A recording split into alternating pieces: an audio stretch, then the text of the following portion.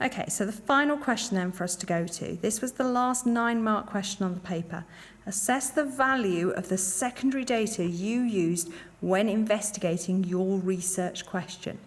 So first of all, we need to go back to that assess word. What is it that assess requires us to do in the question?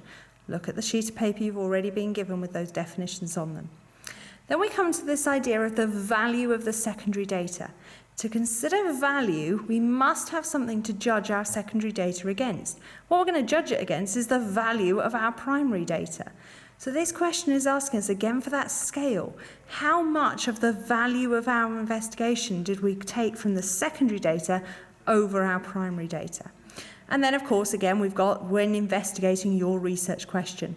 So you need to put this into the context of how you actually did your research. So if we go back to the structure again, like we did before, here we have, and you will see it's exactly the same kind of structure as we had for the previous 9-mark question. So structuring this, we need to make sure that we cover the idea of the specific sources we've used.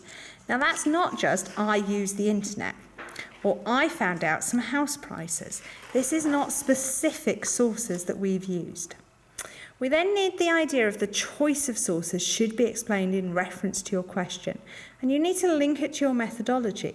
Now we carried out an environmental quality survey, primary data, which we've then supplemented with the secondary data of house prices in that area. So therefore we're going to see whether the value of our data has been more from the primary data, the environmental quality survey, or more from the house prices when we're looking along our transect line to see if Dubai fits the model. We need to mention bias and reliability in this question of our secondary sources. And as I've said already, we need to judge the effectiveness against the primary methods for value. Which one helped us to investigate the question more? Come back to my structure then. I'm going to do an introduction telling me what I did and when I did it. I again want to spend some time on my secondary sources, okay, and then a conclusion. Did the secondary data help more than the primary? If my time is short, do not miss off that conclusion. Only do 2 different sources of secondary data. But when you're talking about your secondary sources of data in that paragraph, it needs to be in reference to the primary data that you also had to collect for that aspect of your question. So as I've said already, the environmental quality survey data was supported by house price data.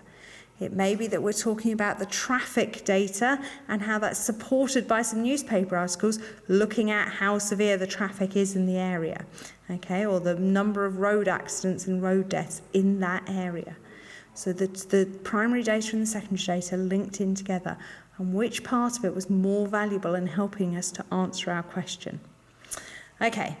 In terms of time, again, we've got 10 minutes, 9 minutes, 10 minutes for this question. Spend a minute planning. Actually write down here what your paragraph's going to look like. And please make sure that you write in paragraphs so the examiner can see the structure to your work.